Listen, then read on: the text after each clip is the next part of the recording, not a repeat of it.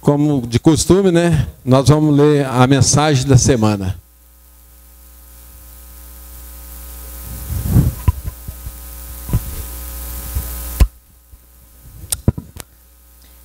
Certa vez perguntaram para um sábio: por que existem pessoas que saem facilmente dos problemas mais complicados, enquanto outras sofrem por problemas muito pequenos e morrem afogadas num copo de água?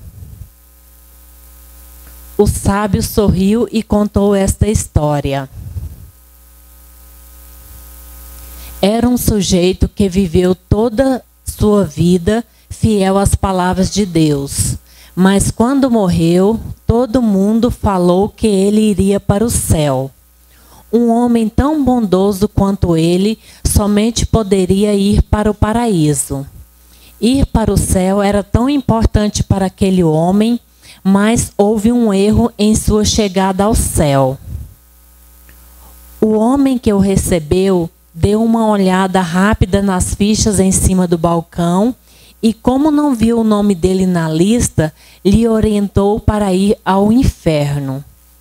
E no inferno você sabe como é. Ninguém exige crachá nem convite.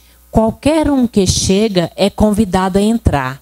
O sujeito entrou lá e foi ficando.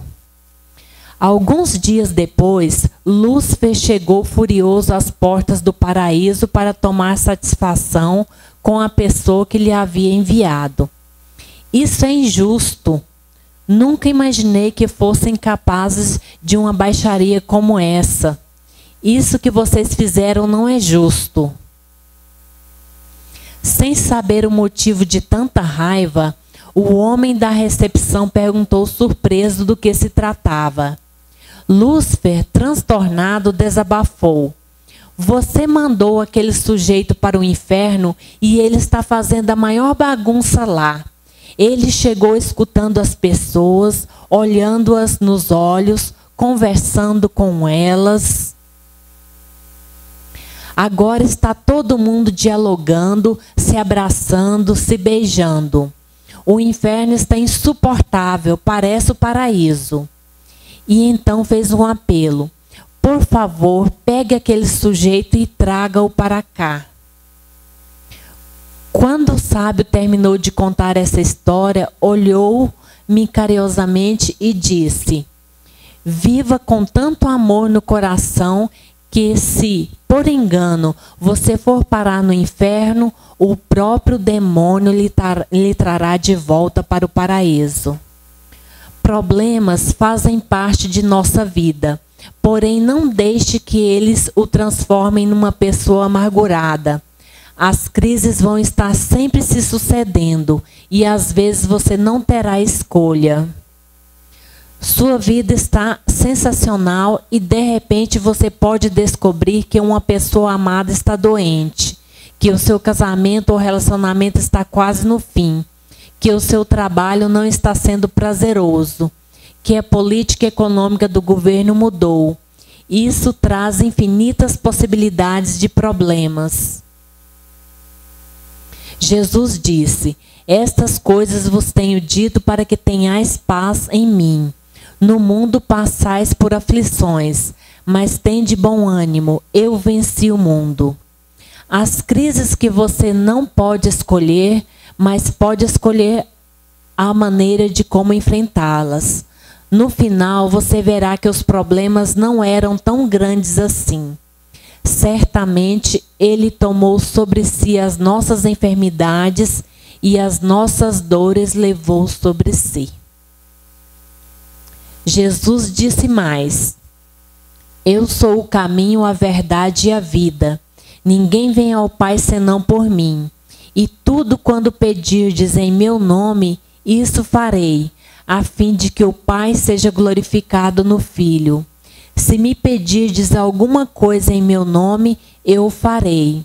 Se me amais, guardareis os meus mandamentos. Se alguém me ama, guardará a minha palavra, e meu Pai o amará, e viremos para ele e faremos nele morada. Não diga para Deus o tamanho dos seus problemas, mas diga para os seus problemas o tamanho do seu Deus. Excelente semana para você e sua família. Linda mensagem, né? Obrigado. Chamar a doutora Elaine para a mesa aqui. Dar as boas-vindas para o doutor Atma, convidá-lo para a mesa também. Correto. Só que não tem mesmo. Agradecer a presença do Aerolino, companheiro de longas datas nosso. E acho que ele fica mais confortável ali, né? Qualquer coisa nós chamamos para frente, viu, Aerolino? Tá ok.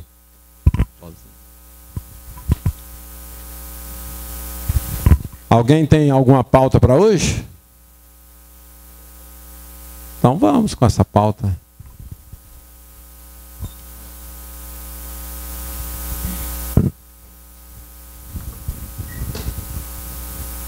Boa noite. Em primeiro lugar, eu quero falar que o Sindicato e o Conselho está na campanha para doação de sangue. Vai ser falado isso aí, Everaldo? Então, bom que vai ser falado. Ah, pode falar? É importante. A gente fala para os internautas. É importante que todos nós nos ombreemos e vamos fazer essa doação. Eu não vou poder porque sexta-feira eu tive que ir lá fazer a doação. Minha cunhada fez um transplante e eu fui lá e fiz a doação, graças a Deus. Você vai demorar menos de 1 hora para fazer a doação. Mas você vai dar muitas horas de vida para muita gente. Não lhe custa nada. Não dói, não machuca, não tira nada de você. Vamos fazer isso? Vamos lá fazer essa doação. Muitas vezes lá, você pode descobrir alguma coisa que você tem que ainda não é tarde. Porque lá vai fazer uns exames. E com isto, você vai perceber se você é hipertenso, se você tem diabetes. Tudo isto você vai conseguir lá. Mas o mais importante, você vai perceber que é grandioso esta doação. Vamos fazer isto. Eu sou doador há alguns anos e sempre me senti bem. Nunca me fez falta. Aliás, me faz falta quando eu não faço doações por um motivo ou por outro.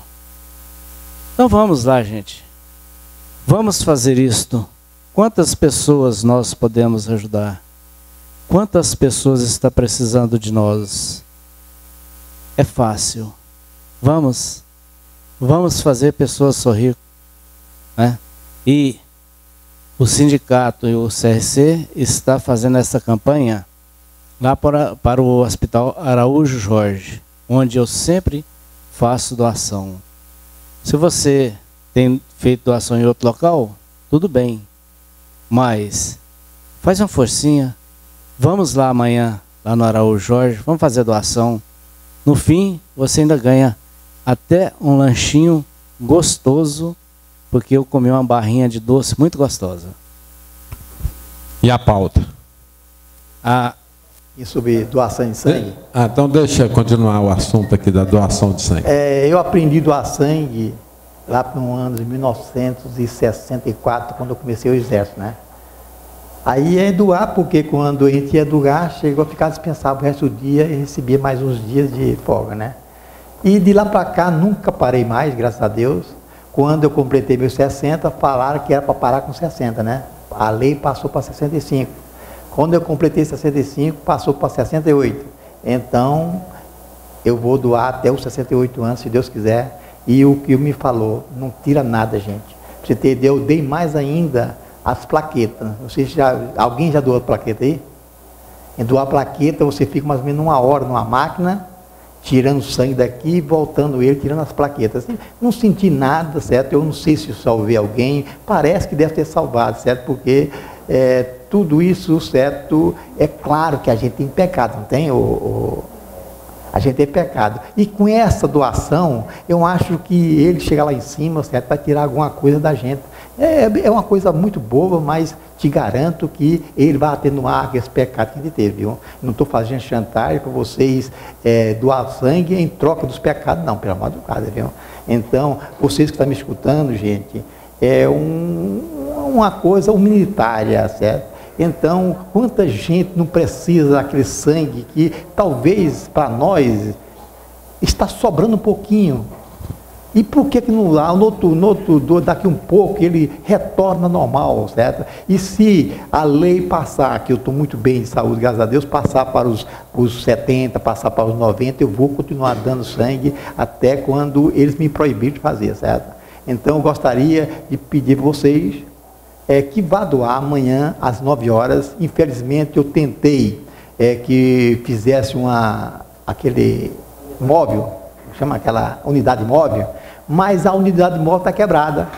Então, não sei se ele poderia pensar também em fazer uma campanha para reformular essa unidade móvel, para que ela amanhã mesmo vai haver muitos encontros no conselho. Eu sugeri que fosse no conselho, para que na hora a pessoa sair de lá e doasse sangue, né? Mas infelizmente vai ter que ir lá no Araújo Jorge ou então naqueles hospitais para doar. Eu gostaria que vocês fizessem essa sacrifíciozinho, muito pouquinho, mas ele vem em dor para vocês, te garanto para vocês, tá? Aurelino. É só um testemunho. Eu nunca pensei que um dia fosse passar por uma cirurgia e precisasse de sangue. E achei a coisa mais importante, porque eu estava numa situação de emergência e, de repente, tinha sangue disponível. E aí algumas pessoas se ofereceram para doar em contrapartida do que foi feita a transferência. Então, isso eu achei a coisa muito importante. A gente nunca pensa que vai acontecer com a gente nada que a gente possa necessitar. Mas depois desse dia, hoje eu estou com 70 anos, estou fora do período de doação realmente. Mas eu tenho indicado muitas pessoas, sempre que falam, eu estou até emocionado, porque é muito importante. Nós nunca sabemos a hora que um de nós pode precisar, ou mesmo um parente, que aí a gente sai desesperado atrás de um ou de outro para cobrir a cota do que os hospitais precisam. Então, vocês estão de parabéns mais uma vez. Olha ali, 2 minutinhos. Eu gostaria que você, escritório, se tiver uma pessoa fortinha lá, amanhã eu vou chamar alguém daqui do sindicato para ir. E eu sei que meu filho vai, porque tem outro que já teve aquela hepatite, né? Não pode, né? Mas um vai, eu vou tentar com minha filha, certo? Aqui no sindicato vou tentar levar alguns, pelo menos 3 ou 4 eu levo lá. Então vocês dispensam o pessoal da manhã, né? E mandem ele doar sangue, ele vai trocar o dia pelo sangue, né? Tá? Vale lembrar também que, se infelizmente ocorrer algum acidente com você e quando estiverem prestando socorro, pegar a sua carteirinha de doador, você vai ter um tratamento especial. Ok. Quer falar sobre a doação de sangue aí? Não? Antes da pauta agora, é sempre um privilégio ter o Aurelino conosco aqui. Para quem não sabe, é autoridade máxima em marcas e patentes. Eu gostaria que você viesse na frente aqui, Aurelino.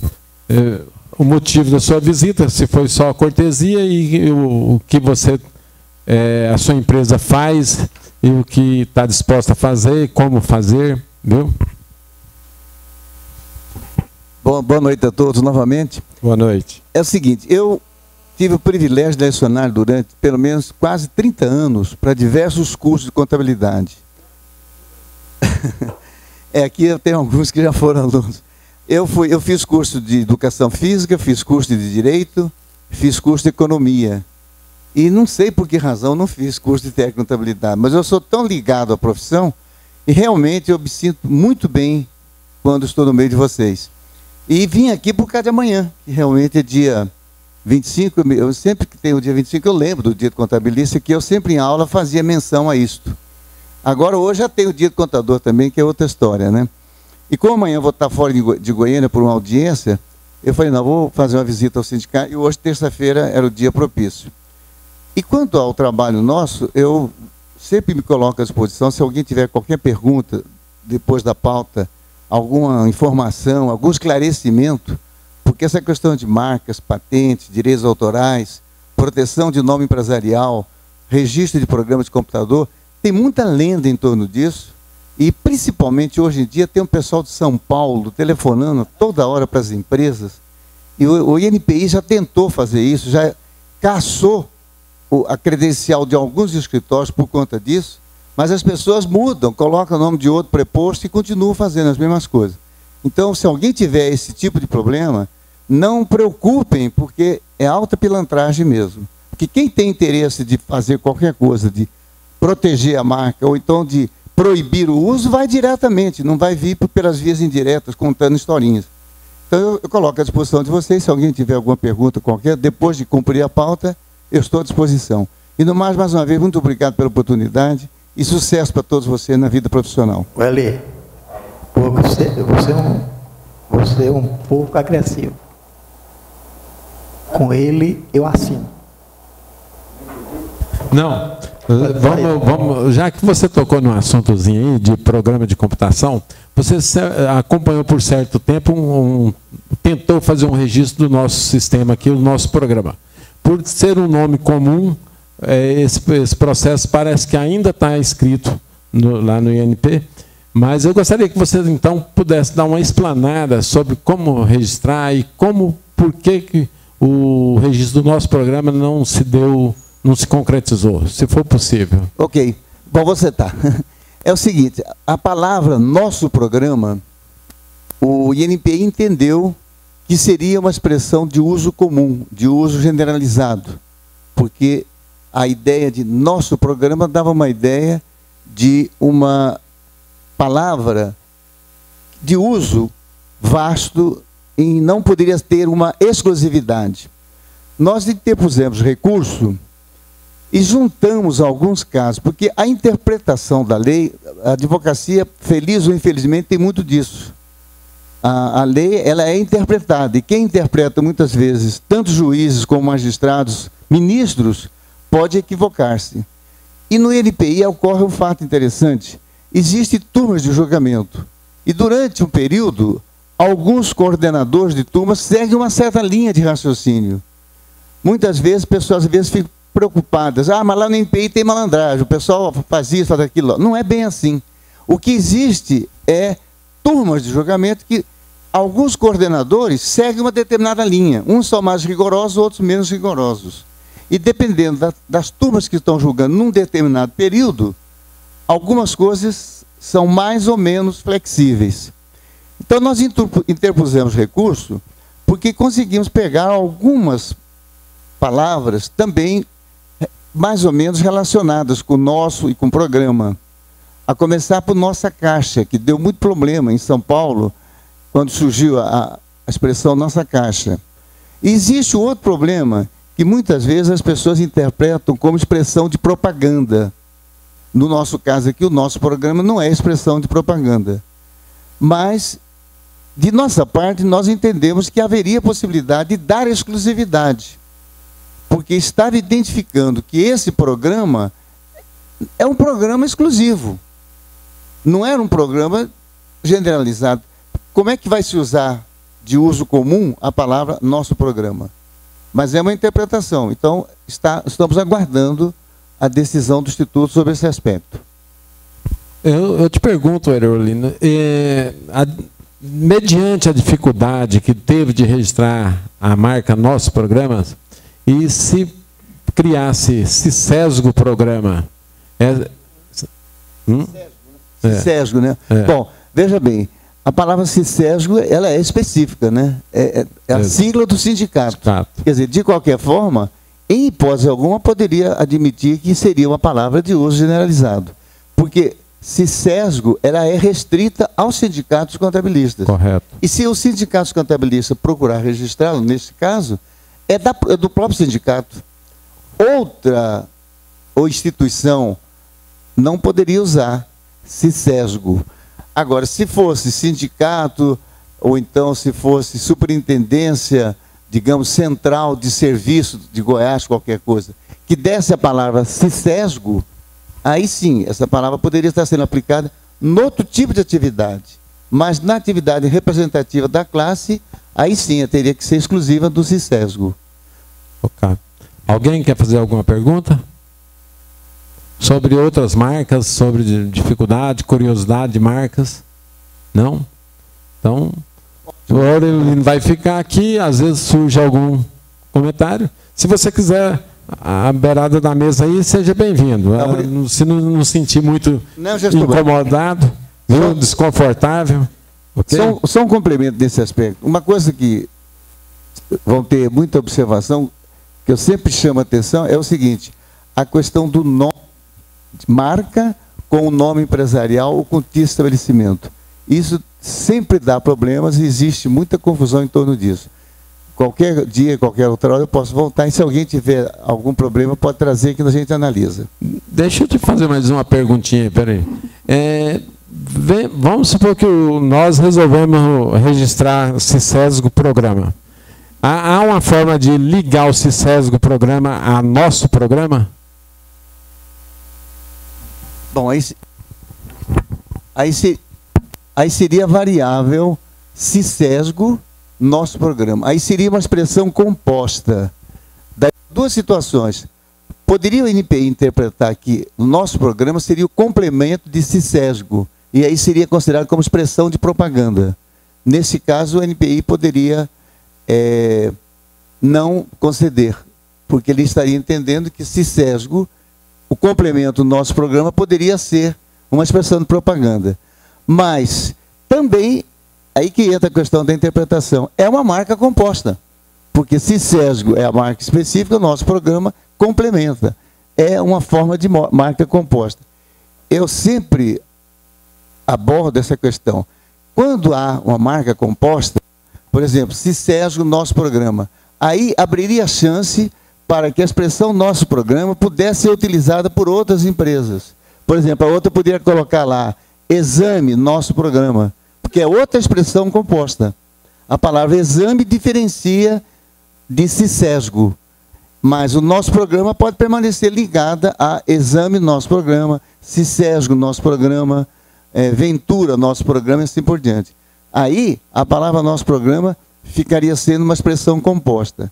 E a título de curiosidade, o INPI, quando utiliza uma expressão composta, o INPI não dá registro para uma das palavras que compõe na forma isolada. Isso é uma questão muito interessante, porque muitas vezes as pessoas têm problemas com isso. Vamos dizer, a palavra CISESGO era a palavra isolada. Mas se eu colocar CISESGO do contabilista, CISESGO, nosso programa, CISESGO isso, já damos uma forma composta. Aí outra poderia colocar CISESGO e mais alguma coisa, porque já seria uma forma diferenciada. Então, CISESGO, se registrar só isoladamente, está protegido o CISESGO. Aí se alguém quisesse colocar CISESGO, nosso programa, já não poderia. Se ele quisesse colocar CISESGO, a força não sei de que, já não poderia, porque CISESGO que passaria a ser a palavra, isoladamente, a palavra-chave. Então, no caso do nosso programa, CISESGO, nosso programa, eu acho que é uma alternativa em relação à expressão nosso programa, para vincular o nosso programa a CISESGO. Ok, Ivandro. Domínio também tem entendimento da registro de domínio. Domínio Sim, internet.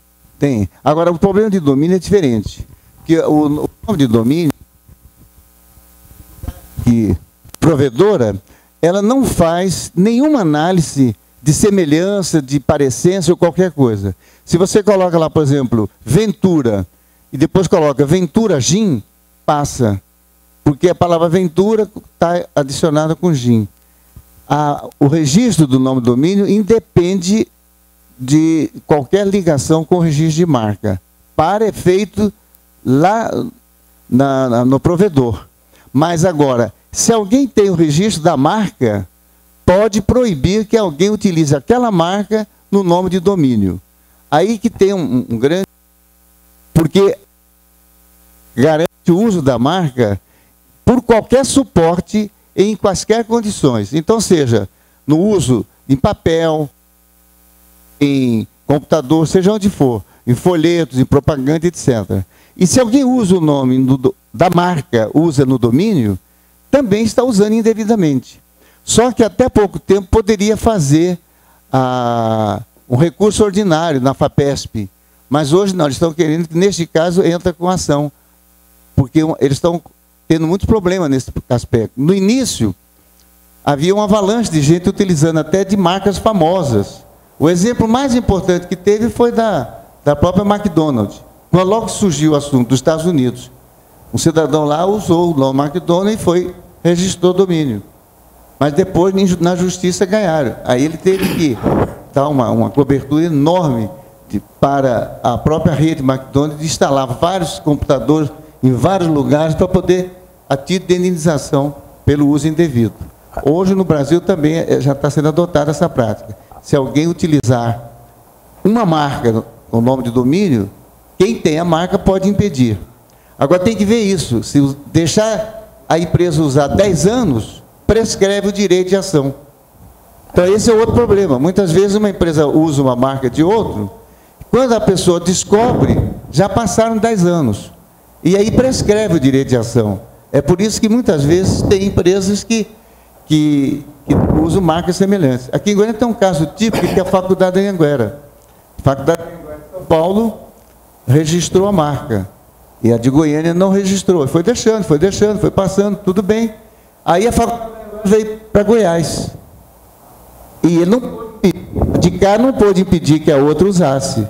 E a de lá não pôde proibir a de cá, porque de cá já tinha mais de 20 anos na época, ou mais de 10 anos e muito mais de 20. Mas a de Goiânia, que era o uso anterior, não proibia a outra, porque tinha passado o prazo de anular o registro. Porque o registro de marca pode ser anulado até 5 anos pela Justiça. Depois que é concedido o registro, pode ser anulado. E depois que usa durante 10 anos, escreve o direito de ação. Então, quando a Faculdade de Anhanguera veio para Goiás, já tinha passado 10 anos. Olha, Aurino. Já tinha passado 10 anos de uso e também já tinha passado o período de anular o registro. Ivandro, em 2000, quando nós colocamos nosso programa, aí o nosso concorrente chegou, foi lá e colocou o domínio, nossoprograma.com.br. Aí eu solicitei por Aurino entrar com pedido de marcas e patente para tentar impedir que aquela empresa de software usasse o nome do nosso programa. Mas nós fomos infelizes porque o nosso programa não foi por causa dessa semelhança. Aí acontece que eu cheguei e coloquei no site, nossoprograma.com.br. Veja quem é. Aí o pessoal entrava e via quem era o nosso concorrente. Se eles não têm condição nem de bolar o nome, quanto mais o programa. Eu coloquei no site, o pessoal entrava, aí via, ele foi lá e tiraram também. Hoje, se você entrar nossoprograma.com.br, ele não vai googar algum, fica zoando por aí afora, não acha nada. Aí, com esse negócio de criar, de o pessoal querer criar esse cego, aí eu pensei assim, uns 3 anos atrás, eu criei www.everaldo.cnt.br. E eu fiz essa busca e essa busca passou. Se eu tivesse colocado www.everaldo.com.br, já existia. Aí eu coloquei www.everaldo.cnt.br. O que é CNT? É a sigla nacional de contabilidade. Aí, solicitei para a diretoria, recentemente, nós registramos, então, nosso programa.cnt.br. Então, ele está no domínio como nosso programa cnt.br. Se você colocar nosso programa, ele já cai no nosso programa, www.nossoprograma.cnt.br. E, além disso, tem casos que, quando não se resolve como marca, resolve como concorrência desleal. Indiretamente, esse expediente que foi adotado forçou a pessoa a sair porque estava, de certa forma, com uma concorrência desleal. Eu falei porque eu tenho um cliente, registrei uma empresa para ele há 6 meses, e este nome não existe ainda um domínio, mas foi negado o domínio para ele. Máquina do Tempo. Talvez é porque tinha outro nome exatamente igual. Não tinha outro nome. Não tem outro nome. Não tinha, não tem. Não existe um domínio com o nome Máquina do Tempo. E qual foi a alegação? A alegação é que ela é genérica. O que é Máquina do Tempo? Te dá a visão de quê? Peraí, mas a FAPESP ligou. Não é um relógio? Exato. E a empresa está mexendo com isso. Mas quem negou foi a FAPESP, não, o nome de domínio? É mundial. A pessoa que solicitou ainda se encontra nos Estados Unidos. Está vindo para o Brasil, mas se encontra ainda nos Estados Unidos ainda. Ele solicitou lá. Nome de domínio. Como domínio. E não foi concedido o domínio Máquina do Tempo, porque é um nome comum de um... Que lembra relógio. Que lembra relógio. Significa relógio. Então, por isso, eles não concederam agora. Mas foi lá ou no Brasil? Foi lá. É, porque no Brasil precisa ver isso. Eu confesso que... Foi lá que ele pediu. Tentou pegar aqui no Brasil? Tentou registrar no Brasil? Não. Ô Ivandro, é só você entrar lá, pedir lá, magnotempo.com, é comércio, né? .com.br. Ele está livre ou não? É só coisinha fácil de registrar. Pede para o menino que ele entra lá e verifique se está. É só registrar aqui. Coisinha simples. Sabe quanto paga por ano? Chuta. É uma vergonha. R$80 por ano. Olha pelo seguinte, pode ser que nos Estados Unidos eles já avançaram um pouco mais e estão fazendo exames já desse aspecto, sobre a natureza da marca, do nome. Mas aí, da marca não, se do tiver nome. Registrado aqui, vai poder usar no mundo inteiro. Mas aí tem os BR, tem o registro com BR e com. São duas coisas distintas. Por isso que eu perguntei se é feito aqui no Brasil. Vamos supor que o deles seja só máquinadotempo.com. Aqui, o colega aqui acabou de fazer um comentário. Deixa eu passar para ele. E aí, com máquinadotempo.com, pode que eles venham negar. Isso, porque lá você obteria o registro.com. Aqui você obteria o registro.com.br. Não obstante, toda a rede de computadores pode lhe localizar pelo .com.br. Só que aí... Lá, conforme o doutor falou, pode ser que lá os critérios de análise sejam mais específicos do que aqui, que ainda se encontra em fase mais literal do que propriamente análise da expressão, do significado, se é específico, se é genérico. Então, foi o que o Everaldo falou. Talvez se você tentar registrar .com.br, como a empresa vai ser sediada no Brasil, pelo que eu estou entendendo, acho que seria uma solução. Eu não tinha pensado nessa solução. Ele está registrando lá. Ele até diz o seguinte, que de período em período ele pode pleitear. E se ele tiver 3 anos de CNPJ, lá nos Estados Unidos registra para ele o .com. Esse domínio seria liberado daqui a 2 anos e meio.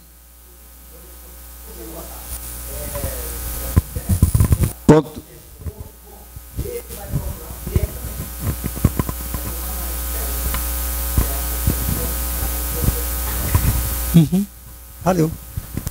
Ok. Mais alguma coisa? Não. Abaixo. Aí, Zé Walter, vai querer a pauta ainda? Ou cansou? Então vamos lá. Estava ouvindo. Tá ok. Fui procurado para falar, dar uma opinião. Inclusive, estive conversando com eles e ver se tem mais alguém que saiba. A empresa que está querendo vir de Minas Gerais vai ser uma empresa quase que virtual. Aquelas que vêm, troca nota para fazer a concorrência. Certo? Alguém tem experiência nisso aí? O Geraldo também tem uma pauta, né, Geraldo? Existiu? Ok. Então vamos discutir, o Everaldo comenta aí. Que é pauta? Não, antes, vou fazer uma pauta corrida aqui. O Eudes, passa para o Eudes lá, o Eudes comenta conosco lá.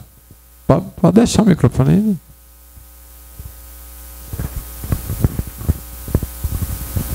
Pode comentar, Eudes. O Zé Walter tinha me perguntado, eu tenho, assim, não tenho um conhecimento bem profundo sobre isso aí, mas o que eu tenho visto é aquelas empresas, principalmente as atacarias de Uberlândia, igual o Armazém do Comércio, o Martins, as coisas, têm os postos de troca, geralmente, em Corumbaíba e Itumbiara, né? Então, como ela vem com, eu acho que ela vem com a nota de transferência para a empresa deles, e chega ali, ela nem não descarrega, simplesmente ela troca a nota fiscal, e aí a nota fiscal sai para o cliente como nota fiscal de Goiás, né, com o mesmo, e aí ela tem aquele benefício da redução do atacadista, né, a base de cálculo, a redução a 10%. Porque nós estávamos verificando que se ela vem com ICMS de 7%, mas ela vem com uma nota de como transferência, né. Agora, se ela vier como transferência, pode às vezes que ela venha com nota cheia. Então a empresa ela não tem diferença de ICMS, na verdade já vai ficar com um pouco de crédito, né? Se ela vai escriturar mais entrada do que saída.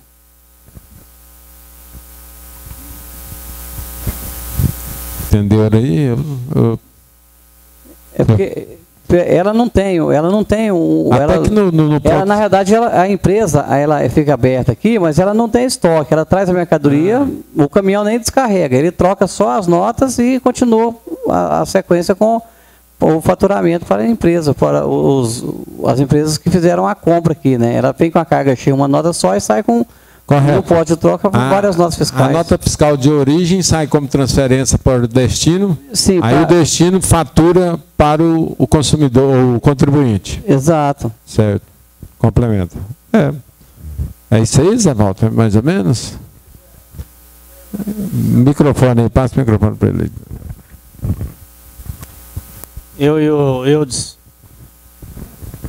Nós trocando ideia. Para isso a empresa vai ter que fazer um TARI para poder gozar do benefício da redução da base de cálculo. Correto. E ficou bem claro quando eu conversei com o Eudes, mas dá para notar que são poucas pessoas que têm esse conhecimento, né?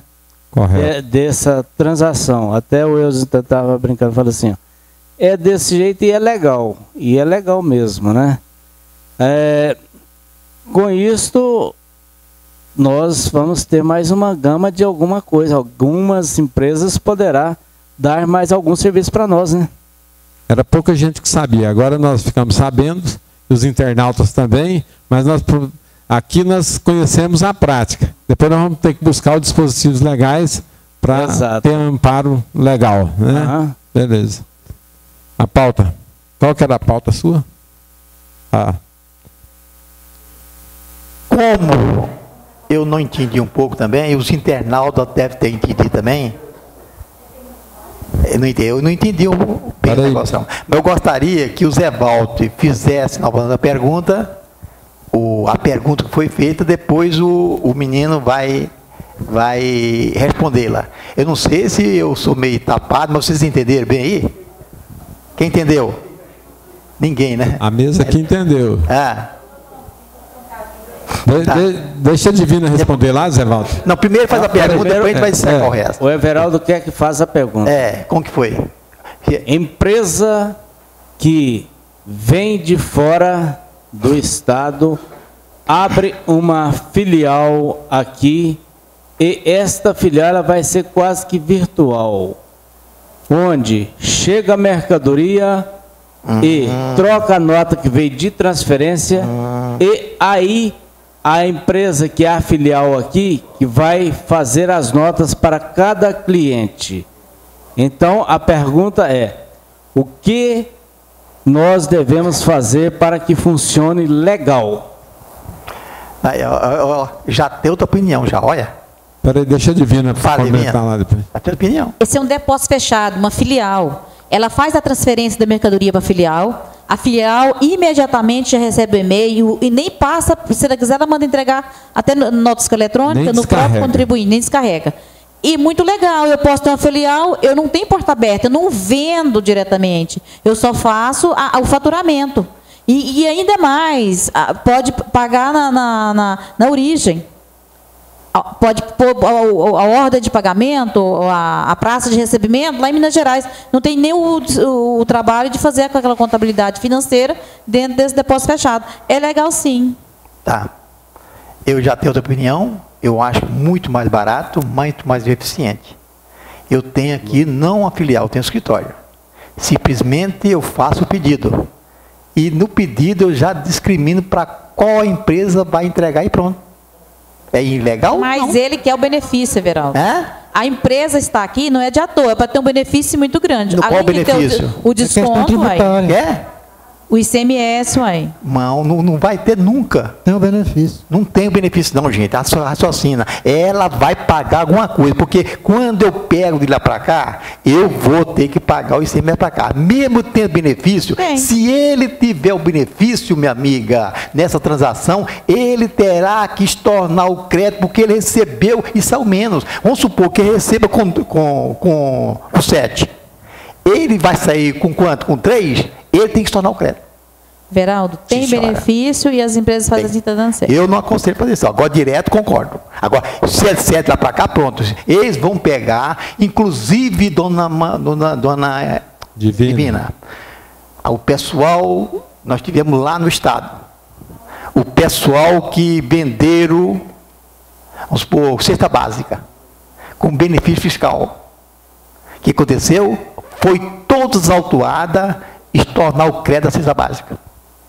Esquece o que eu estou falando. Everaldo, mas acontece o seguinte, a empresa recebe uma transferência com 7 e ela está determinada com um TAR de base de redução para 10.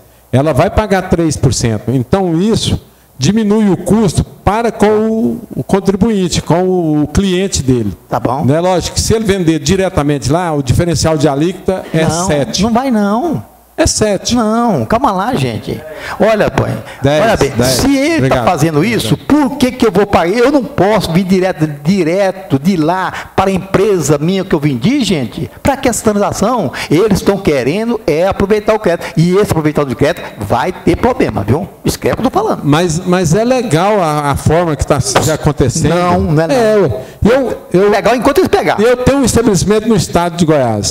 Eu recebi uma transferência, dou entrada, só que essa entrada não é descarregada, ela já é de imediato, segue o seu destino, ok? Então, e eu tenho um convênio com o Estado, que o Estado me dá uma alíquota de base de cálculo reduzida para 10. Então, se eu receber a 7, eu vou vender a 10.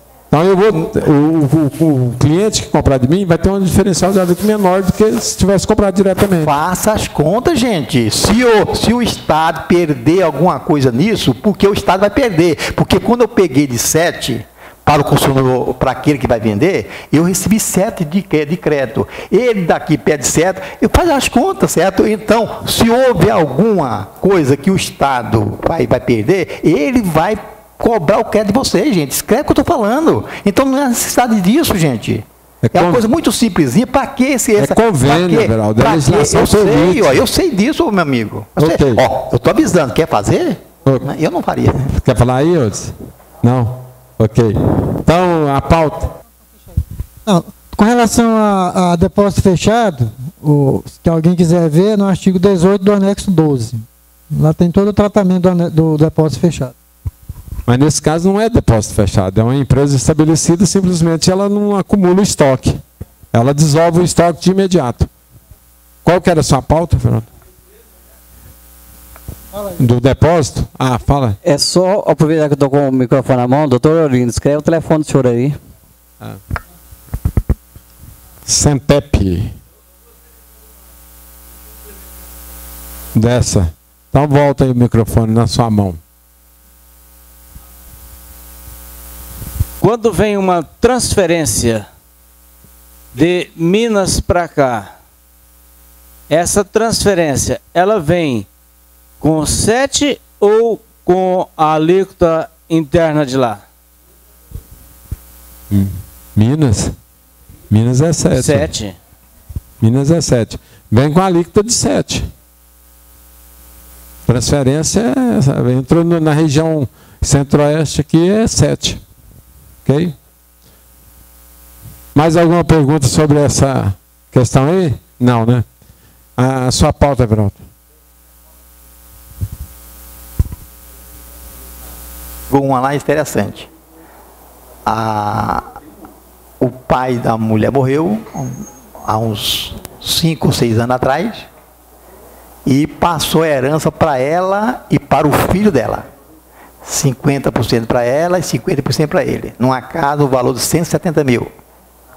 Então ela chegou, colocou na declaração dela os 170 mil e não colocou no filho. Então tal. Agora, eles venderam a casa por 400 mil e eles simplesmente dividiram agora o dinheiro, né?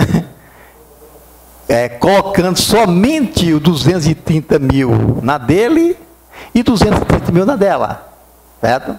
Então, como que vão fazer a saída nossa? Então, ela deu herança para ele, como que ele vai justificar 230 mil? O que eu fiz? Voltei atrás, fui lá em 2010, coloquei 170 dividido por 50, deixado de fazer a divisão na época da partilha, colocando somente os 170 da 85, né? 170 dividido por 2? 85. 85 mil para ela. E depois agora, ela vendeu a casa e comprou outra casa. Ela vendeu a casa, que custava 80, né? Automaticamente ia dar ganho de capital. Vendeu a casa por 230 e comprou outra residencial por 190 mais ou menos, certo? Aí tá legal, né? E ele também comprou outra casa, que eles tinham 230, né? Comprou outra casa por 220 também, né? Aí me parece que matou, né? É esse mesmo. Mas eu acredito o seguinte, como a casa recebeu de doação para ambos, era o único bem deles? Era o único? Problema. Tem problema. Era o único bem? Não tem problema não, Oli. Não, porque se fosse o único bem, poderia vender como o único bem. Não, tem outros bens. É mais interessante então tá considerar se for o único bem. Então, nesse caso... Não, tem outro bem não. Não. Pois é, como bem único, a venda pode ser até 440 mil. Não é o único bem não, tem outros bens. Poderia vender e ratear, porque na escritura, no documento, era bem comum, era documento, prevê a documentação, a declaração estava feita errada. Não é bem comum não, eles declaram separado. Pois é, mas a escritura está no nome dos dois. Mas acontece que a declaração não dela. Declaração não dela. A declaração estava errada, mas a forma do documento está... Tá certo. Okay. Mas tudo bem, como ambos compraram outro imóvel, também ficou certo. Ok. Alguém quer mais um questionamento aí? Não? Alguém já leu o mensário do mês de abril? Não, né? É esse aqui, ó. Traz uma mensagem aqui do Dia dos Contabilistas. O nosso diretor administrativo, Fábio, vai lê-la para vocês. 25 de abril, Dia do Contabilista. Ao timoneiro do empreendimento, àquele tripulante responsável pela navegação da empresa no oceano conturbado e incerto dos negócios, os nossos parabéns e nossa homenagem. Salve o Dia do Contabilista. É incontestável a importância dos contabilistas na vida das empresas e da sociedade. O nascimento de uma empresa prescinde de um contabilista. Sua existência sem ele é impossível. Também, não menos fácil, a baixa de uma empresa requer os serviços de um bom contabilista. Exercer a profissão contábil, hoje no Brasil, se constitui num verdadeiro desafio e sacerdócio. O exercício da profissão começa por se observar o Decreto-Lei 9.295, de 1946, que regulamenta a profissão contábil, e nosso Código de Ética, a Resolução CFC 803, de 1996. E, na sequência, vem uma centena de legislações que devem ser seguidas. Hoje, antes de se pensar em fazer alguma coisa, temos que estar atualizados quanto às legislações que tratam da área trabalhista, FGTS, PIS, COFINS, Imposto de Renda, Contribuição Social, ISS, Meio Ambiente, etc. Ainda temos que cuidar de uma centena de obrigações acessórias. REST, DMS, DPI, Sintega, DACOM, FD Contribuições, ECD, FCONT, ELALUR, DIRPF, DIRPJ, DAZN, CIMEI e outras tantas. E a legislação muda a cada segundo. Por outro lado, podemos nos orgulhar de integrarmos a profissão que atua como elo na relação empresa-governo. Viabilizamos a arrecadação para o fisco, fornecendo informações estratégicas aos gestores para sua tomada de decisão. Atuamos como maestros na sinfonia do empreendedorismo, cuidando para que o crescimento do país, o crescimento do país não desafinar. Somos um exército de quase 500 mil contabilistas espalhados pelos rincões desse Brasil. Debitem nosso parabéns, contabilistas guerreiros e guerreiras. Obrigado. Ok. Agora, quem tiver disposição amanhã, tiver tempo, não tiver muito ocupado, o CRC está com uma programação o dia todo amanhã, num curso muito importante, tem palestras importantes, tem substituição tributária, tem várias outras cursos, palestras sobre legislações. Então vai ser, e vai ter um coffee break, tudo direitinho lá. Não sei se vai ter mais vagas, mas tinha que fazer a inscrição. E tem que levar 5 quilos de alimento não perecível. Então, quem puder comparecer lá amanhã, eu acho que o auditório lá tem 500 cadeiras. Então, acredito que se der 500 contabilistas lá, a nossa classe vai estar de parabéns. Então, quem puder e estender esse convite também para outras pessoas, seria de bom agrado e a classe se sentiria honrada com a presença de todos lá. Ok? Pode falar, Zé Walter. Sobre essas dificuldades que nós temos, eu acho um absurdo, e ninguém acredito que acha, só eu. Por que DACOM, por que DCTF, sendo que poderia ser uma só? Eu gostaria de perguntar, Everaldo, você recebeu novamente, eu reenviei aquele e-mail para você a respeito de como é que eu acredito que deveria ser a edição de leis? Concordo plenamente, inclusive isso foi motivo daquele encontro nacional no Zenercom, já colocamos isso, faz 3 anos que ele fica brigando com o pessoal, com a Federacom, colocar isso, para que DACOM, para que DCTF. Certo? Então, com esse negócio do expediente contábil, me parece que vai acabar tudo com esse negócio como que é? PIS/COFINS, né? Deve acabar agora, recentemente, o DACOM, por causa do PIS/COFINS, porque não tem sentido eu apresentar PIS/COFINS magneticamente e apresentar um DACOM, que é uma vergonha para colocar digitar 2 números lá e pronto, né? Porque a DACOM, a gente pensa, DACOM é uma coisa tão fácil de fazer que não tem nem instinto, né? E tem muita gente esquece de fazer e paga multa, né? O problema é esse, né? Então, o FCONT e o PIS/COFINS deve substituir imediatamente isso, e creio que no próximo encontro nós vamos colocar isso, e eu acho que vai acabar logo, mas você está cheio de razão a respeito do e-mail que você mandou. Porque eu acho que nós somos eternos para-raios. Estamos recebendo uma carga enorme de legislações, inclusive no último dia do ano, para no outro dia ser colocado em vigor. Quando eu passei esse e-mail para o Everaldo, foi na época da eleição, que eu acho que seria através de uma gestão que ele poderia fazer e buscar também, junto a alguns deputados, igual nós temos aí, hoje está tão difícil a gente falar nisso, mas nós temos, eu ainda quero acreditar que o João Campos seja honesto, acredito, que fizesse uma lei que começasse a pensar na gente, que desse uma elasticidade, um pouco, esse aí também é bonito, né, Everaldo? Que desse uma elasticidade para nós sobre, aí, ó, o Everaldo vai passar aqui agora.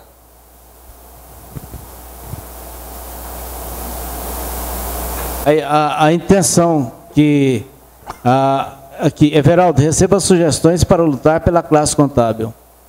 1. Acabar com a edição de medidas provisórias, decretos-leis, leis complementares e leis que ensejam mudança tributária, trabalhista e previdenciária, para entrar em vigor no curso do ano ou para o ano seguinte, a partir das férias parlamentares do meio de ano, dando assim um prazo mínimo de 180 dias para entrar em vigor.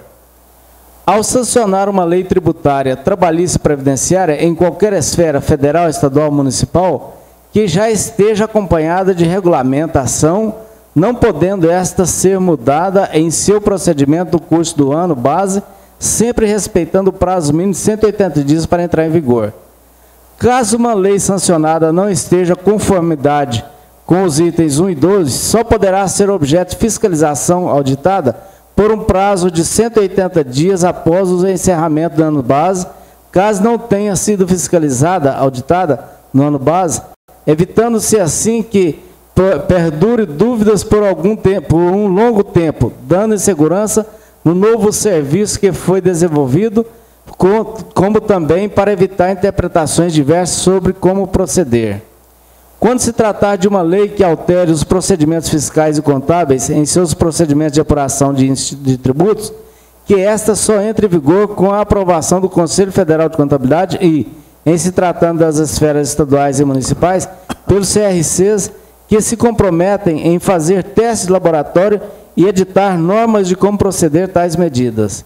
Everaldo, eu sei que você é capaz de elaborar bem essa ideia, porém acredito que seja uma tentativa de nós, profissionais, estarmos mais tranquilos em desenvolver nosso serviço com qualidade e satisfação.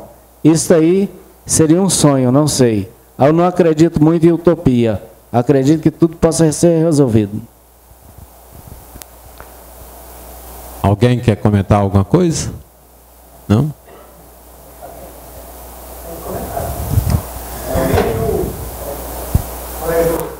Advogado aqui. Doutor Átila, sacudindo a cabeça quando começou? Não, de ver o que ele... É o seguinte, eu observei, né, que o comentário é muito pautado em cima das normas que regem a contabilidade, né? Aí eu vi ali algo semelhante com o princípio da anterioridade tributária, né? Que ela tem aí as suas exceções, tributos aí que visam ordenar a ordem econômica, tem as contribuições sociais que está inserida ali naquela parte previdenciária, mas isso só se aplica à criação ou majoração de tributos, né? As normas que criam as chamadas obrigações acessórias, que é aquilo que o contabilista lida no dia a dia, que é, como o senhor falou aí, vai apresentar a DACOM? Não vai? Se não apresenta, tem a multa, né?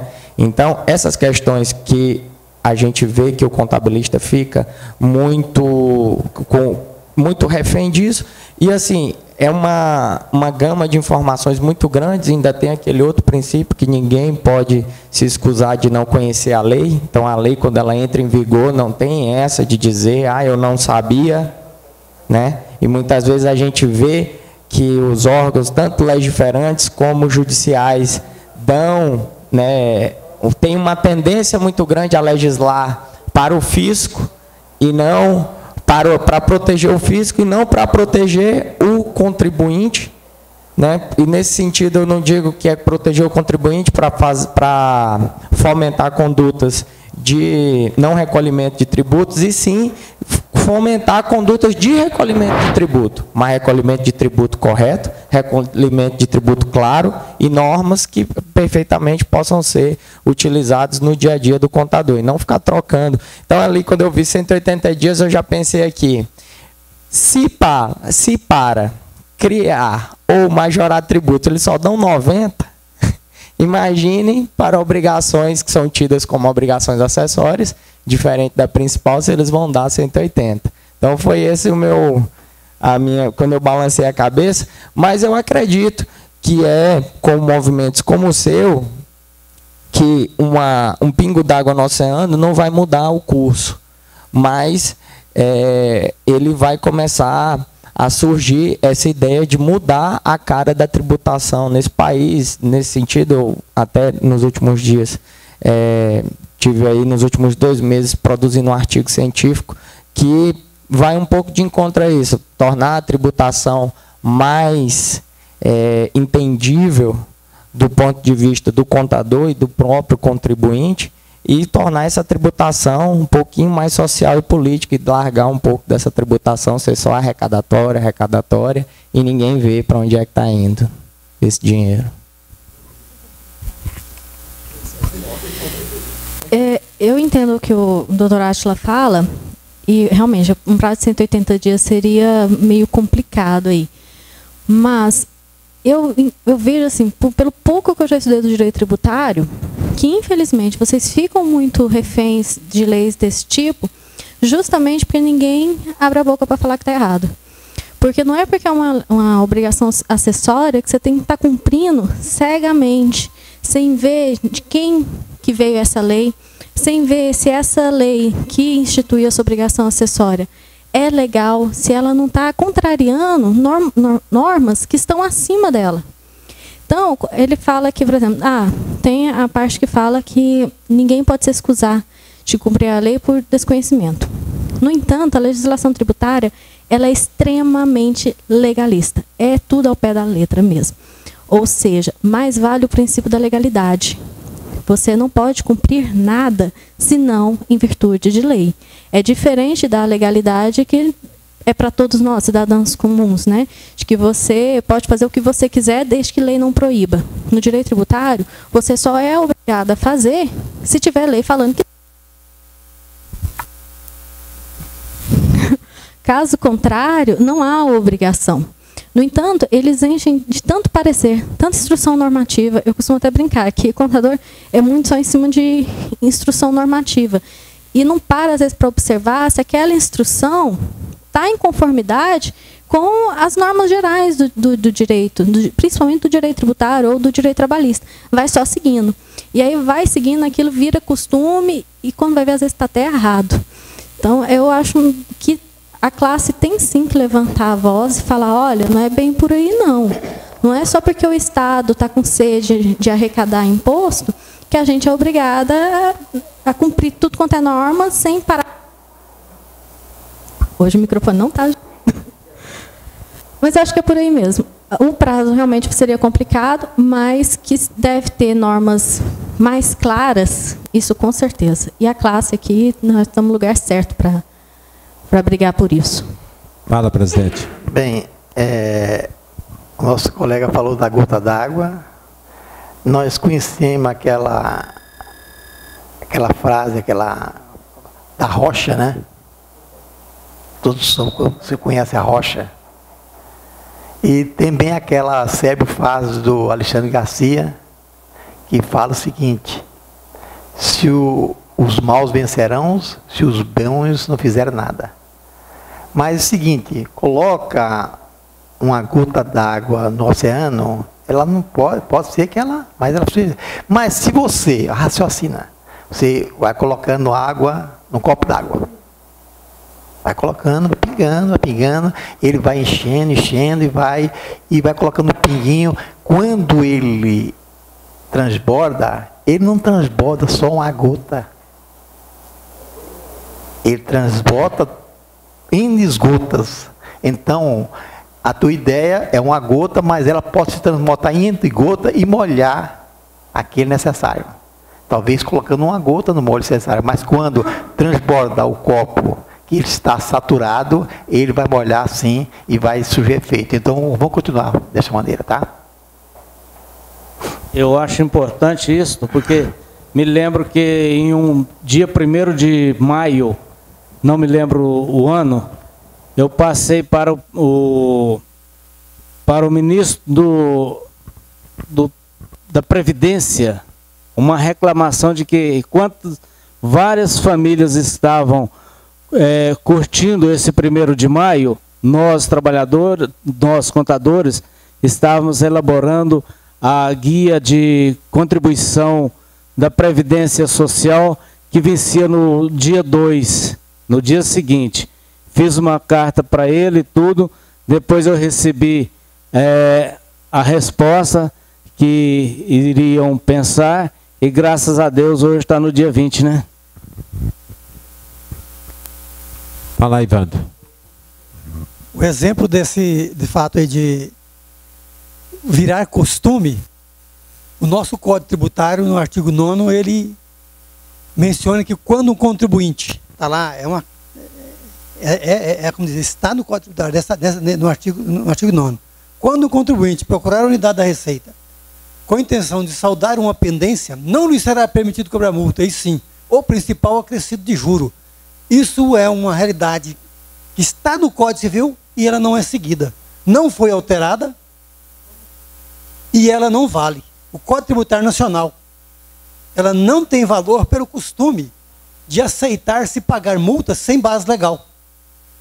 Porque a multa não tem base legal. A base legal é para não pagar. Mas o costume fez com que gerasse a multa.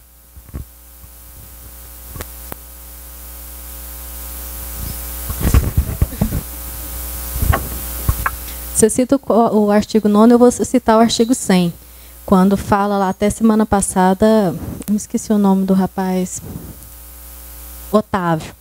Ele falou assim, não concordo com a doutora, não. A gente estava discutindo a questão de fiscalização, que o pessoal não está fiscalizando e está querendo fiscalizar agora desde 2007, né? No artigo 100 do Código Tributário Nacional fala que práticas reiteradas serão também consideradas como complementares à lei. Se o fiscal está tendo uma determinada prática durante um período, nunca cobrou multa, nunca teve nenhum problema, fiscalizou e não cobrou multa daquele fato. Mais na frente vem um fiscal e fala, olha, foi errado, vou cobrar aqui esse tributo. Ele até pode cobrar o tributo porque vai ser devido, se a lei assim dispuser. No entanto, o contribuinte não vai ter que pagar nem multa, nem juro, nem correção monetária, nada. Por quê? A prática da fiscalização indicava para o contribuinte que ele estava agindo de forma correta. Então, não dá para agora virar e falar que não vai agir. Só que o que acontece? Que a gente vê às vezes nas empresas. O fiscal chega, faz aquele maior alarde, como se fosse até polícia mesmo, e sai cobrando tudo. E ninguém fala nada. O contribuinte acha que não pode falar não, tem que bajular ali o fiscal, porque o fiscal...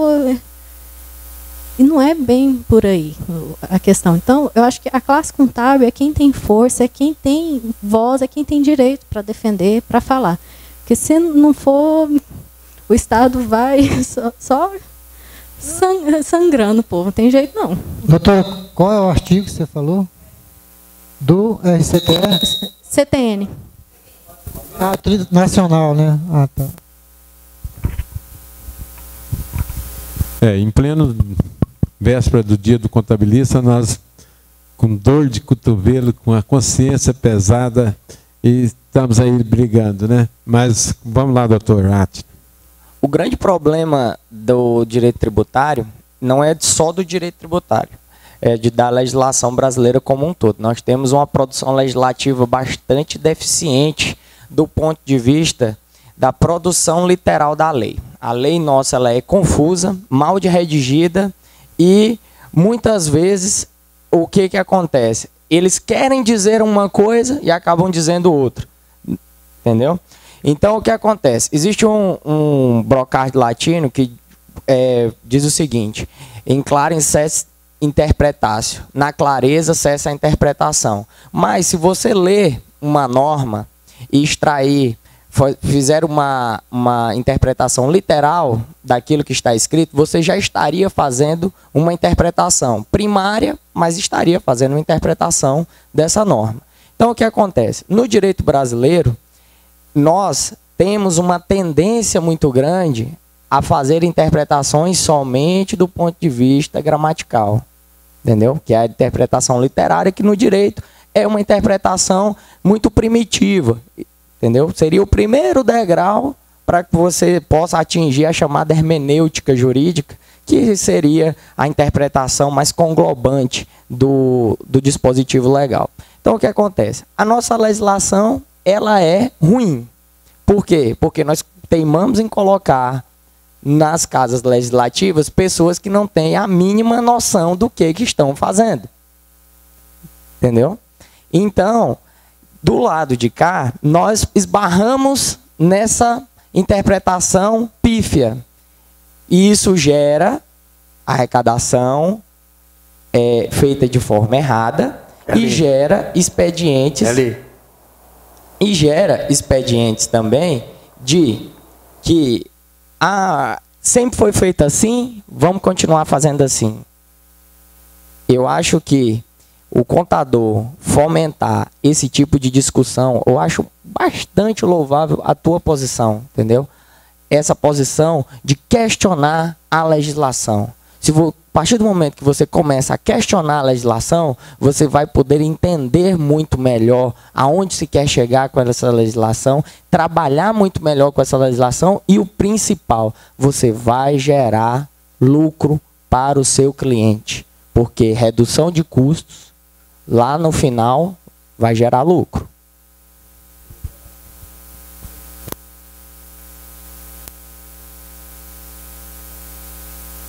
Aquele pessoal que estava para suicidar, né? E não era pouco, não.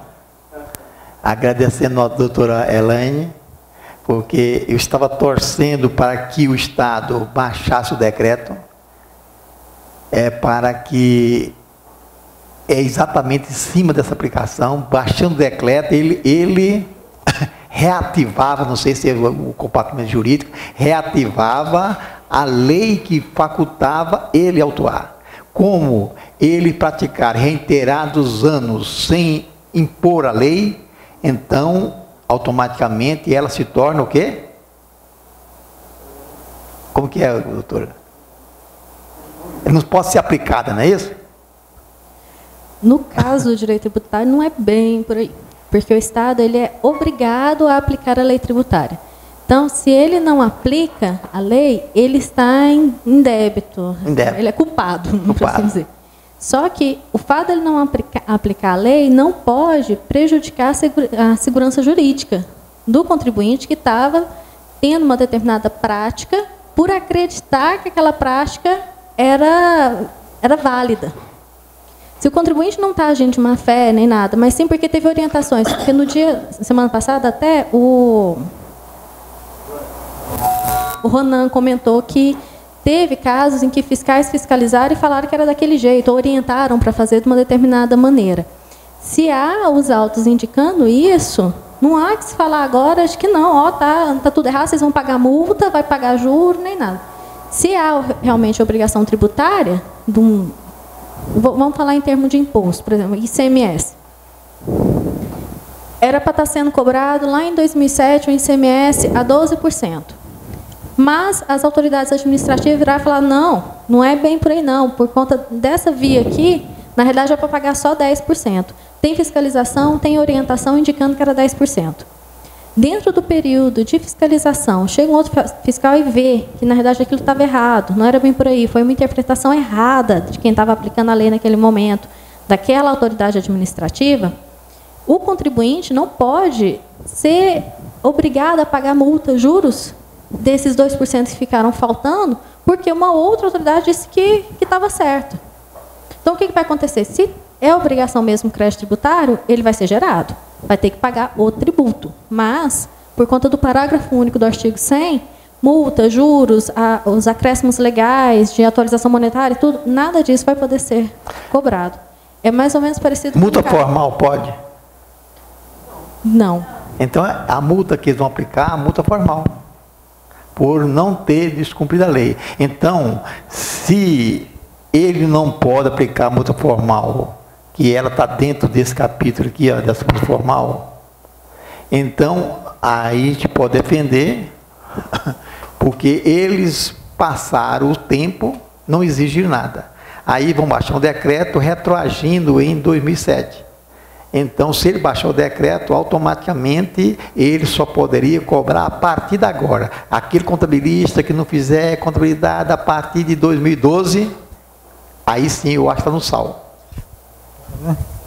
Bem, A colocação do Everaldo é que, se o Estado soltar o decreto, não poderá retroagir, não é isso? É. Eu perguntar para os colegas advogados se tem o mesmo entendimento, porque eu entendo que o princípio, se não me engano, seria o princípio da anterioridade aí. Mas quando se... retroatividade. Quando eu crio uma lei, eu não posso retroagir para prejudicar. Mas o decreto, ele está normatizando uma lei complementar.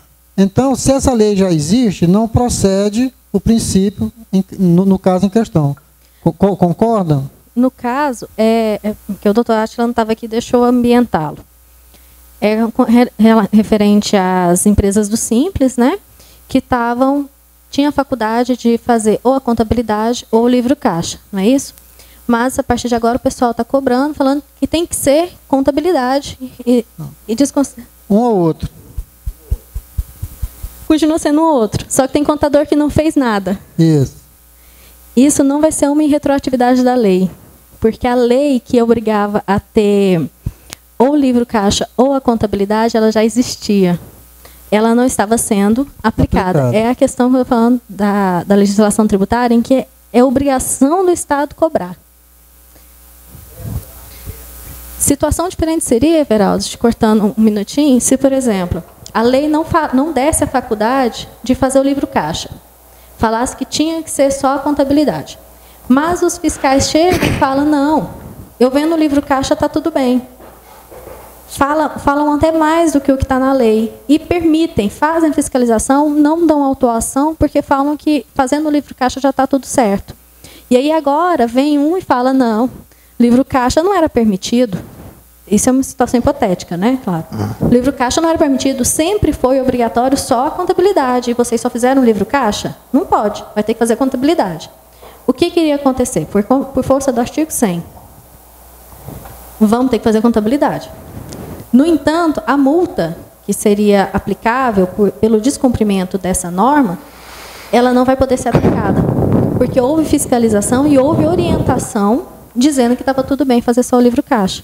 Agora, se não está fazendo nada, aí, infelizmente... Mas eu tenho que achar uma escapuladinha.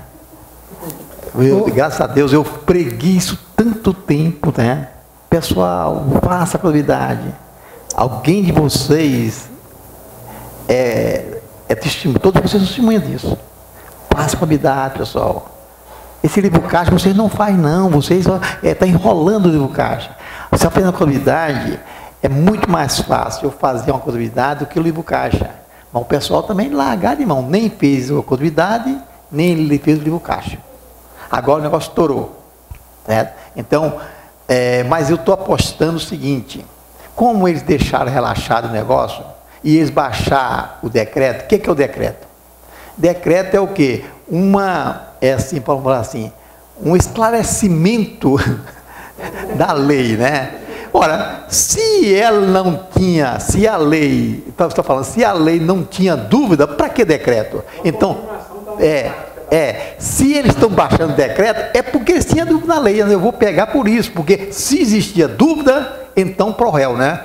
Baixou o decreto para legalizar, para fazer, eu não tenho dúvida mais agora que tem que ser desse jeito, ou apresenta a contabilidade ou livro caixa. Eles vão colocar isso. Inclusive, pessoal, quando eu falo, como que chamava o menino lá do superintendente, falou assim, é obrigado a apresentar o livro caixa. Mas e se eu apresentar a contabilidade? Não me interessa o livro caixa. Aí você vai eu vou entrar com ação contra vocês, porque eu tenho contabilidade, eu gosto de me autue. Aí chamou o rapaz lá, né? Não, se ele apresentar a contabilidade, tá legal, né? Aí tá bom. Aí eu já fiquei mais entusiasmado, quando ele falou que vai baixar o decreto. Então, vamos me pegar nesse fiozinho pequeno, certo? Olha, se vai baixar o decreto, porque existe dúvida, e se existe dúvida, pro réu, né? Então, essa é a intenção, certo? E eu creio, e vocês não acreditem muito, certo, que a gente vai ganhar, não, pessoal. Vamos retroagir, vamos fazer isso imediatamente. Se houver a vontade, nós vamos bater em cima disso aí, viu? Enquanto chega o microfone na Divina lá, outra coisa é a questão do que está sendo discutido, o artigo 100, sendo do Código Tributário. São normas complementares das leis, dos tratados e das convenções internacionais, e dos decretos. Inciso 3º. As práticas reiteradas. Desliga o microfone aí. As práticas reiteradas observadas pelas autoridades administrativas. O que vão interpretar autoridades administrativas?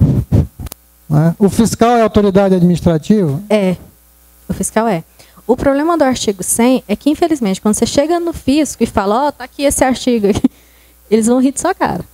Infelizmente. Então não deve secretar muito nisso aqui. O artigo 100 tem uma questão aí que eu acho que não está sendo analisada, que é o seguinte: o artigo 100 é para anônimas. Olha aqui, não querendo ser advogado do diabo, sendo, o contador é a pessoa qualificada, paga, contratada. Vocês esqueceram que a gente declara por Simples Nacional, em nome do cliente, que nós vamos fazer livro caixa ou contabilidade? Olha aí, nós somos obrigados a cumprir aquilo que a gente promete. O Simples Nacional, o Estado está coberto de razão. Agora, se você promete, você tem um contrato com o seu cliente, prometendo fazer no PAD, o cliente já vai pagar a multa? Eu fiquei a noite inteira, se dormir não por minha causa, mas eu sou responsável pelo um escritório. Se eu falar para vocês que todo mundo faz 100%, estou mentindo. Não sou hipócrita também, não. Mas pelo menos 90% tem que fazer, gente. Você promete uma pessoa que vai cumprir, não cumpre, com um contrato registrado em cartório, com 2 testemunhas. Gente, nós temos que dar um jeitinho, vou falar mais baixo, de conversar com esse Estado, tolerar, e a gente dá um jeito, dá um prazo, e está dentro do prazo da cobrança, que é os 5 anos prescricional, nós não temos saída, não. Aí eu vou dar a mão à palmatória. O Everaldo não fala, não. Até se torna chato, porque ele falava toda terça-feira. Achava pouco, mandava e-mail. Achava pouco, Então, eu acho, ele como presidente do sindicato, falava, orientou, a lei está aí. O problema é que o povo cobra muito barato, não tem suporte de pessoa capacitada, porque cobra caro. Se ele cobra pouco, ele não tem como pagar bem. E o coitado morre de trabalhar, porque tem contador que anda de 752 no pé, camisa guarará, careca, desorientado, não dá conta de fazer o serviço, porque cobra pouco. O que eu vou fazer com esse cara? Nós temos que ser penalizados mesmo. Não tem jeito. Gente, eu acho assim, depois que o trem já saiu o tiro pela culatra, nós temos que ajoelhar, orar e falar, o Estado, eu acho muito mais louvável e mais honesto, eu não sei se a palavra honesta não é a palavra certa. Assim, a gente fala, o Estado, vamos sentar aqui mesmo redonda, nós somos parceiros ou somos o quê? Aquele outro nome que a gente fala, né? Que não pode falar aqui agora. Então, nós somos parceiros, perdoa-me, Senhor, fala a verdade. Infelizmente, 90% tem essa dificuldade, tem N dificuldades que não vão colocar em questão. Relaxa um pouco aí, seja mais flexível. Nós, da classe contábil, vamos mudar o pensamento, vamos sentar, vamos trabalhar mais, dobrado, etc, etc. Vamos fazer alguma coisa. Se a contabilidade tiver... Porque também, gente, o empresário, ele fornece mal a nota fiscal. Ele não tem... Quem não tem consciência nem capacitação, não somos nós, não. Tem muito contador bom, principalmente aqui em Goiás. Tem muito contador. Eu visito os contadores, eu vejo, os caras trabalham, está todo dia lá. Você liga para o contador, ele está lá às 7 horas da manhã. Você liga para ele, ele está lá às 18 horas. Você liga para ele, não almoça, não. A maioria deles é separado. Por quê? A família não aguenta o cara, não. Hein? Nós, é verdade. O que acontece? Esse cara, será que você vai também de pagar o preço da ignorância nossa? Então, meu ponto de vista pessoal, é chamar que esse carinha lá, que eles também dependem de nós. Nós somos fortes, somos conhecedores, só não temos consciência. E outra coisa, quem não aprende pela dor, tem que aprender pela dor mesmo, pelo amor pela dor. Então, vamos lá, vamos sentar lá. O sindicato tem sempre feito muita coisa por nós. Às vezes até tem dado a mão à palmatória, fala, olha, faz favor, vamos fazer isso, fazer aquilo. Vamos sentar e pedir um prazo. Não multa, não. Igual a doutora falou, já que vocês passaram a mão na cabeça, então agora vocês vão ter que assumir um pouco do ônus também. Porque a empresa é que vai pagar. É ela que declara lá que tem livro caixa, tem contabilidade. Ou eu estou mentindo? Senão você não faz o Simples Nacional, não. Você não procede às datas, você não faz nada. Desculpe, mas tem 2 noites que eu acordei 1 hora, 2 horas, 3 horas da manhã. Meu Deus, me dá uma solução aqui. Não vi. Não sei se vocês concordam. Tranquilo. Deixa só o doutor Atman complementar, que ele estava no raciocínio aí. Com relação ao artigo 100, é o seguinte, o Código Tributário Nacional é uma lei bastante antiga, né? Ela é anterior até à nossa Constituição. Então, o artigo 100, ele se aplica para anomínias, não para antinomínias. Então, vou traduzir o que eu disse.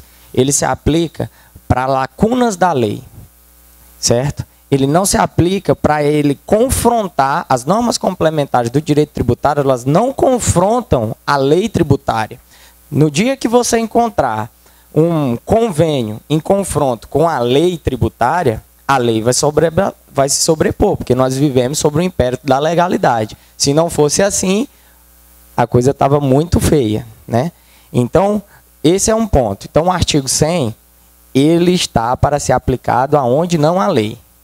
A lei dizia que era obrigatório, o decreto ele vai se encaixar em qual modalidade de legislação?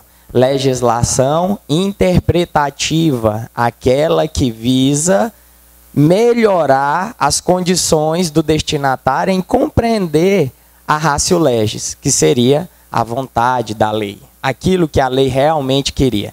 De outro ponto, notem que eu só estou dando pontos aqui que estão favorecendo ao fisco, corroborando tudo aquilo que a Divina falou.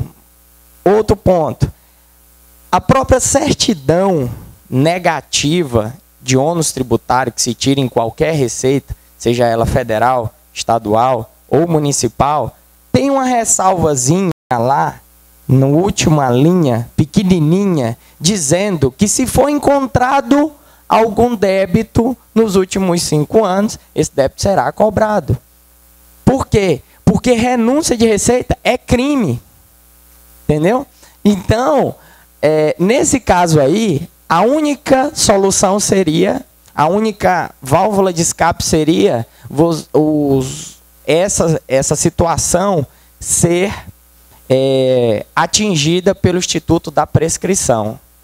Mas, como eles estão agindo antes, agora se eles deixassem para agir em 2013, aí estava tudo legal. Mas como eles estão agindo em 2012, eles estão espertos, como o fisco hoje tende a ser muito, assim, esse prazo de 5 anos, ele é utilizado mesmo.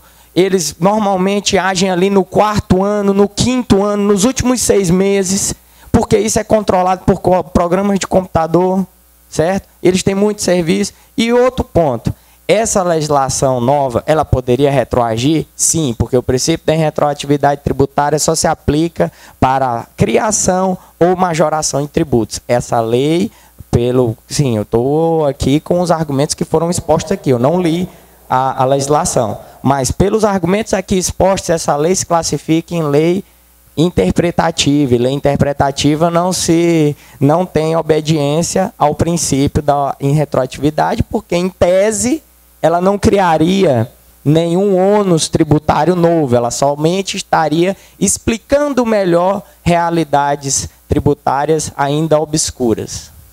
Bom, eu só tenho uma coisa a acrescentar, e complementando a fala do Everaldo e do Dr. Átila, né? Quando ele fala, por exemplo, que a única salvação seria prescrição, não é bem por aí. Poderia, sim, ter uma legislação, como o Everaldo propôs, que meio que perdoasse essa obrigação. Falasse, não tem problema não, vamos começar a cobrar da agora para frente. No entanto, um decreto não é o meio cabível para isso. Teria que ser uma legislação ordinária, no mesmo peso da legislação que criou a norma. Lei complementar. Uma lei complementar. É lei complementar, né? Então, teria que ser uma lei complementar que perdoasse esses últimos 5 anos, falasse, não, quem não fez, está tudo bem. Aí sim, poderia ser cobrado agora. Só que aí nós estaríamos ferindo o princípio da igualdade tributária, porque você não pode otorgar privilégios, entendeu? Em detrimento, porque o que acontece? Seria todo mundo, para quem que seria direcionado? Para todo mundo do que está inserido no Simples Nacional. Então, esse tipo de anistia, no caso, não poderia haver, porque você estaria tratando os iguais de forma desigual, que queria ferir o princípio da igualdade tributária. Portanto, o Estado não pode renunciar a esse tipo de receita sob pena de estar renunciando à receita, abrir mão em favor de quem não fez, sob pena de dele estar punindo quem fez. Isso. Ele vai estar fomentando condutas ilegais e estaria, né, descredibilizando aqueles que fizeram de forma correta. Em resumo, nós estamos mexendo já em questões jurídicas. E questões jurídicas, há interpretação de tudo quanto é jeito, como foi falado desde o início. Mas eu acho que o ponto em comum é: a classe tem força, precisa estar unida, o lugar de unir é aqui. Então, a sugestão que a Divina deu é muito válida. O melhor seria mesmo conversar com as autoridades do fisco para elastecer o prazo mesmo. Porque, infelizmente, pela lei, a gente pode até brigar? Pode. Mas será que é vantajoso? Será que é o meio mais viável para o contribuinte? Eu acredito que não. Tem hora que a gente tem a lei, e é tudo muito bonito, como está aqui, né? Que a gente pode brigar por isso, mas, às vezes, na vida prática, as coisas funcionam melhor conversando. Quanto ao artigo 100, eu ainda tinha uma coisinha a falar. Aqui fala são normas complementares, não são normas que excluem e anulam as demais. É só complemento. Acontece que o Código Civil tem força de lei complementar. Se bem que era um decreto, né? E ele tem força de lei complementar, né? Pior que é. Ele é mais antigo do que a lei complementar 123. Vamos começar por aí. Pessoal, parece até que o pessoal falaram até que foi eu que fui lá no Estado exigindo que o pessoal fizesse isso. Capaz o Estado vai fazer o que eu estou fazendo agora. Gente, não fez, gente. Eu preguei. Eu poderia estar as gargalhadas aqui, certo? Mas eu estou sofrendo para o contabilista. Porque eu falei. É assim que faz, dei exemplo, pego minhas firmas, fazer contabilidade é a coisa mais fácil que tem. Mas entrava num vídeo e saiu no outro. Então, infelizmente aconteceu. E não acreditava que isso ia acontecer. Mas agora parece que o susto é muito grande. Espera aí, Olê.